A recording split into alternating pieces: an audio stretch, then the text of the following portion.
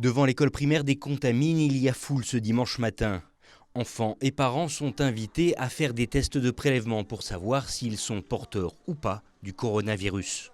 Ils lui ont fait le prélèvement. Les prélèvements partent à Lyon pour être analysés. Et en fonction du résultat, s'il est négatif, elle ressort. S'il est positif, elle restera 14 jours confinée et toute la famille aussi. Voilà. Là, on vient de nous dire qu'il fallait mieux du coup porter un masque par principe de précaution, même si je ne présente aucun symptôme.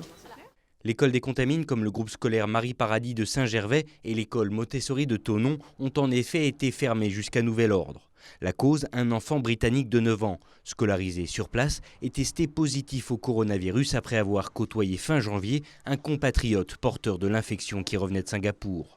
Un véritable état de crise pour ce village de 1200 habitants dans lequel s'est rendue ce dimanche matin Agnès Buzyn, ministre de la Santé. Nous avons priorisé la réalisation des tests, d'abord sur les enfants qui étaient le plus en contact, sur des enfants qui eux-mêmes ont des symptômes, ou des adultes d'ailleurs ont été prélevés aussi parce que certains ont des symptômes, notamment des symptômes de rhume, et ça peut tout à fait être le rhume. Mais donc la priorité a été donnée aux contacts les plus proches, aux enfants symptomatiques, et puis dans la journée seront prélevés au fur et à mesure des personnes moins à risque parce qu'elles ont été en contact moins étroit ou parce qu'elles étaient en contact étroit mais sans aucun symptôme actuellement. À l'origine de la contamination, la rencontre de deux groupes d'outre-Manche. Une famille résidant les Contamines et un second groupe en vacances dans la station et logé à l'étage du dessous. Sur les 11 personnes réunies pour quelques jours, 5 sont évacuées dans la nuit de samedi à dimanche, puis hospitalisées. À partir de là, c'est une véritable enquête qui s'est lancée pour retrouver d'éventuelles autres personnes ayant été en contact direct et prolongé avec cette famille britannique.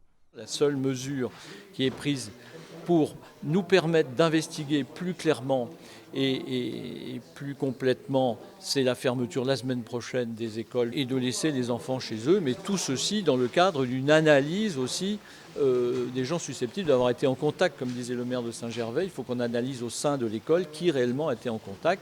Bien sûr la classe, mais il faut voir aussi s'il n'y a pas d'autres contacts qui ont pu avoir lieu d'une autre manière. Quant à la population, après les 52 tests menés dans la station, elle attend patiemment le résultat des dernières analyses. Afin de rassurer tout le monde, une réunion d'information a également été organisée ce samedi soir pour répondre aux questions. Un temps qui a visiblement rassuré habitants et vacanciers. Je pense que c'était très clair, ça a été bien expliqué. Et donc voilà, effectivement, ça m'a rassurée. Ça nous surprend un peu parce que tant que la grippe, elle est loin, ça ne nous touche pas trop.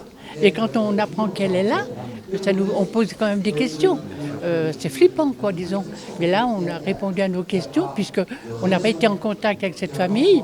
Donc, a priori, on est tranquille. J'avais des parents qui s'inquiétaient et qui voulaient savoir quelle marche à suivre ils devaient avoir pour leurs enfants. On tire la sonnette d'alarme, peut-être à mon avis, un peu trop vite et un peu trop tôt. Mais c'est une attitude normale quand on est parent. Selon les premiers éléments, 20 tests réalisés ce week-end aux Contamines ont été déclarés négatifs au coronavirus.